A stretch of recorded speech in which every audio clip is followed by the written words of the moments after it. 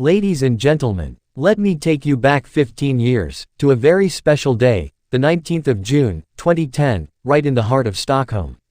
It was one of those moments where history, tradition, and heartfelt emotion all came together. We were witnessing not just a royal wedding, but a deeply personal love story, the marriage of Crown Princess Victoria of Sweden and Daniel Westling.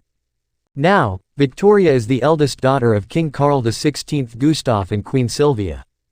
She's been Sweden's heir to the throne since 1980, ever since they changed the law to allow the firstborn, regardless of gender, to become monarch. Daniel, on the other hand, came from a very different world. He wasn't born into royalty, he was a personal trainer and entrepreneur from a small town in Sweden. Their relationship wasn't always easy in the public eye. There were critics, there were skeptics, but they stood strong. And that's what made this wedding so moving. It wasn't just about titles, it was about love that overcame barriers. The ceremony took place in Sturkyrkan, Stockholm Cathedral, at 3:30 in the afternoon. Over 1,000 guests were there, royals from all across Europe, dignitaries, close friends, and family. It was the same place where Victoria's parents had married 34 years earlier. The music was beautifully curated, and there was even a special song written just for the occasion, When You Tell the World You're Mine. And here's something that caused a bit of debate in Sweden. Victoria chose to walk down the aisle on her father's arm, a tradition more common in British-style weddings. Some in Sweden felt it was too old-fashioned. But for Victoria, it was meaningful, a gesture of respect and family. She wore a stunning pearl-white satin gown designed by Par Engsteden, with a 5-meter train and the cameo tiara, a royal heirloom worn by several Swedish queens before her. And she was radiant. So was Daniel, who was visibly emotional throughout. After the ceremony, there was a glorious procession.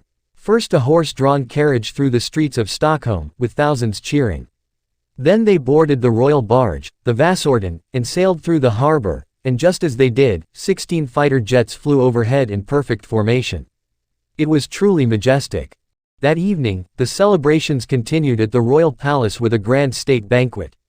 The night before, there had been a spectacular concert hosted by Parliament, with performances by Roxette and the Royal Stockholm Philharmonic Orchestra. The entire city had been celebrating for weeks as part of a public festival called Love Stockholm 2010. There were free concerts, public art, souvenirs, and even free transportation. Stockholm became the city of love.